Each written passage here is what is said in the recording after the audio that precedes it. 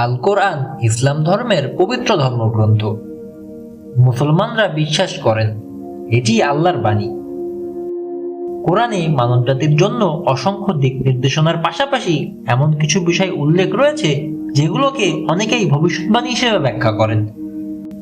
আজকে আমি আলোচনা করব কোরআনের এমন 10টি বিষয় নিয়ে যেগুলো অনেকের মতে বর্তমান যুগের বাস্তবতার সঙ্গে পুরোপুরি মিলে যায়।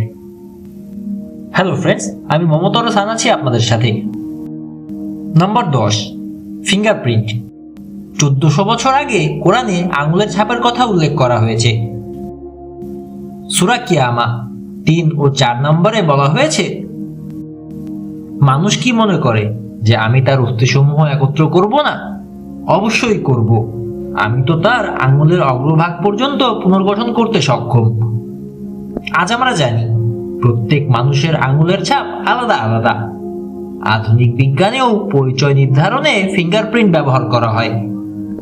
নম্বর 9, বনি ইসরায়েলের পুনরায় একত্র হওয়া। সূরা ইসরা 104 নম্বর আয়াত। এখানে বলা হয়েছে, এরপর আমি বনি ইসরায়েলকে বলেছিলাম, তোমরা এদেশে বসবাস করো।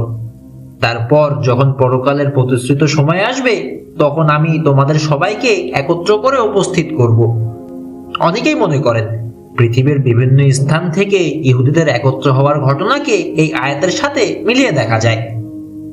নম্বর 8, ভবিষ্যতের পরিবহন ব্যবস্থা।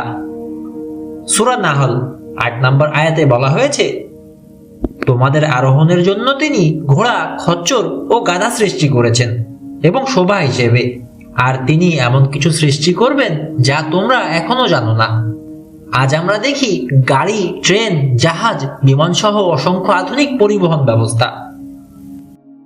নম্বর 7, বন্য প্রাণীদের একত্রিত হওয়া। সূরা তাকবীর আয়াত 5-এ বলা হয়েছে, যখন বন্য পশুগুলো একত্রিত করা হবে। কেউ কেউ এটিকে চিড়িয়াখানা বা এমন জায়গার সাথে তুলনা করেন যেখানে বিভিন্ন বন্য প্রাণীকে একত্রে রাখা হয়।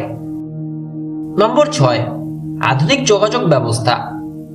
সূরা তাকবীর আয়াত 7-এ বলা হয়েছে, যখন আত্মাসমূহকে যুগল করা হবে। অনেকের মতে আজকের দ্রুত যোগাযোগ ব্যবস্থা যেমন mobile phone, internet, video call মানুষকে মুহূর্তের মধ্যে একে অপরের সাথে যুক্ত করছে। নম্বর 5, আকাশের পথ। সূরা জারিয়াত নাম্বার 7-এ বলা হয়েছে, পথ বিশিষ্ট আকাশের শপথ।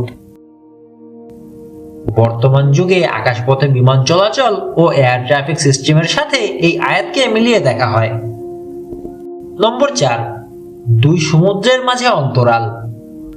কোরআনের বিভিন্ন স্থানে 2 সমুদ্রের মাঝে অন্তরালের কথা বলা হয়েছে, যেমন সূরা রহমান 19 থেকে 20 আয়াত, সূরা ফুরকান 53 নম্বর আয়াত। এখানে বলা হয়েছে 2 ধরনের পানির মাঝে এমন এক অন্তরাল রয়েছে যা তারা অতিক্রম করে না। নম্বর 3, কন্যা সন্তান হত্যা বন্ধ হওয়া। সূরা তাকবীর আয়াত 8 ও 9-এ বলা হয়েছে, যখন জীবন্ত কবর দেওয়া কন্যাকে জিজ্ঞেস করা হবে কোন অপরাধে তাকে হত্যা করা হয়েছিল। ইসলাম নারী হত্যার বিরুদ্ধে স্পষ্ট অবস্থান নিয়েছে, যা নারীর মর্যাদা ও অধিকারের গুরুত্ব বোঝায়। নম্বর 2, মানুষের সৃষ্টিতে পরিবর্তন। সূরা নিসা 119-এ শয়তানের কথার উল্লেখ আছে, আমি অবশ্যই তাদেরকে আল্লাহর সৃষ্টিকে পরিবর্তন করতে নির্দেশ দেব। অনেকে এটিকে আধুনিক যুগের সার্জারি, জেনেটিক ইঞ্জিনিয়ারিং বা ক্লোনিং এর সাথে তুলনা করেন। নম্বর 1, পৃথিবীতে বিপর্যয় ও দূষণ। সূরা রুম 41 নম্বর আয়াতে বলা হয়েছে, মানুষের কৃতকর্মের কারণে স্থল ও সমুদ্রে বিপর্যয় ছড়িয়ে পড়েছে। বর্তমান যুগে পরিবেশ দূষণ, শিল্প কারখানার ধোঁয়া, জলবায়ু পরিবর্তন এসব বিষয়কে অনেকেই এই আয়াতের সাথে মিলিয়ে দেখেন।